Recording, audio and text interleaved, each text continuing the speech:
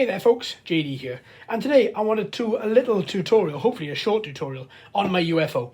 A few people have now bought the STL for this off my website, so thank you ever so much if you're one of the people that have done that. If you aren't, you can find this and all my other creations on jds3dworld.co.uk or on our Etsy shop. Links are in the description.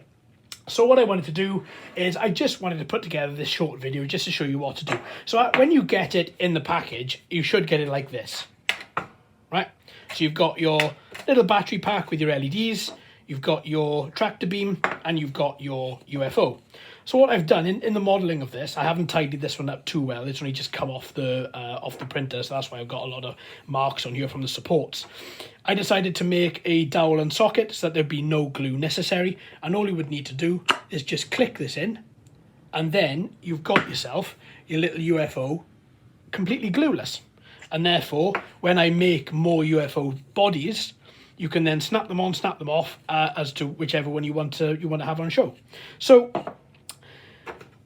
where do I put the electrics? The electrics and everything is hidden underneath here, as you can see in one that I prepared earlier, which is this particular one here, taken out the center, and then I've moved all the supports, and then you should then just be able to fit the electrics in there. So these are my prototype ones. So I've just made another one here, and I'm hoping that if I do a bit of a, oh, there we go, I can take that out as easy as that. There's the supporting structure for the inside of this. Just comes out as simple as that. And then once that is removed, you can put your electronics in there, turn it on, and that's it. So literally, as easy as that. Now with it on, obviously you're not going to be able to tell, you're not going to be able to see the true effect because it's daylight when I'm recording this, but essentially, that's what you get.